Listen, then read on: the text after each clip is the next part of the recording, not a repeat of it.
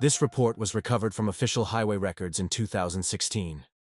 Since then, 4 drivers have reported the same woman. Same shawl, same handprint.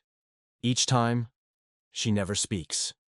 And each time, someone doesn't make it home. It was supposed to be a routine trip through the Himalayas. Ramesh, a long-distance bus driver in northern India, had driven the same treacherous mountain route between Manali and Leh for nearly 2 decades. Twists, landslides, and whiteouts didn't scare him anymore. You develop instincts in places like that. Or, you don't survive.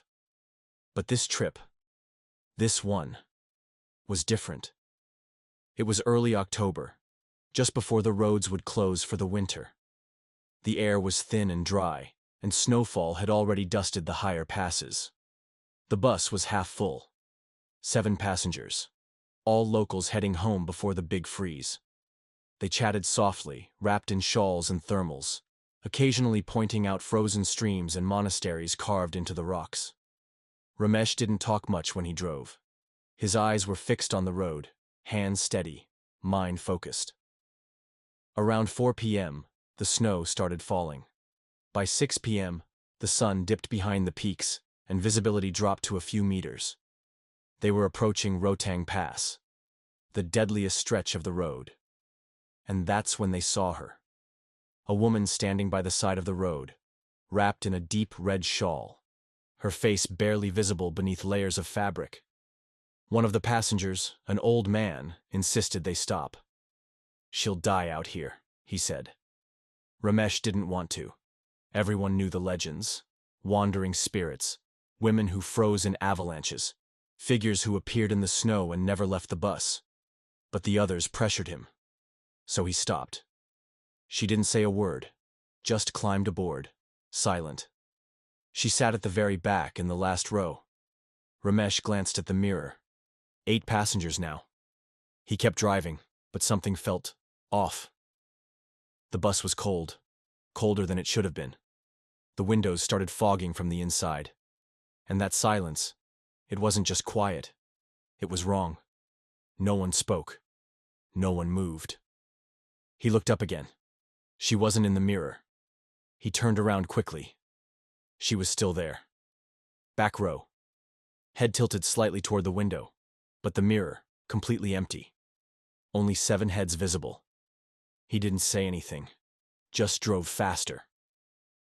About 20 minutes later, the engine sputtered, then stalled. Right in the middle of nowhere. Snow piling up, signal gone, no villages for miles. Everyone started to panic. Ramesh got out to check the engine. That's when the young boy on the bus screamed. He pointed to the back. The woman was gone. But her seat was still pressed down, like someone heavy had just stood up. Ramesh climbed back in and tried the ignition. Nothing. Then the bus lights flickered, just once. But in that flash, every passenger swore they saw it. She was standing in the aisle, closer now. Not moving, not breathing, just watching them.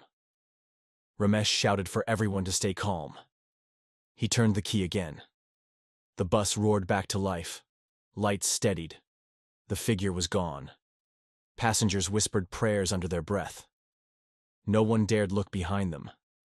They reached the next village just after midnight. When Ramesh parked and opened the door, everyone practically ran out into the snow. He sat for a moment, catching his breath, until a local police officer approached him. "You brought people in this weather?" the officer asked. "It's a miracle you made it. The pass has been closed since this afternoon." Ramesh nodded slowly. "We had to pick someone up. A woman. Red shawl. She was stranded just past Rohtang." The officer's face turned pale. "No one's alive out there tonight," he said.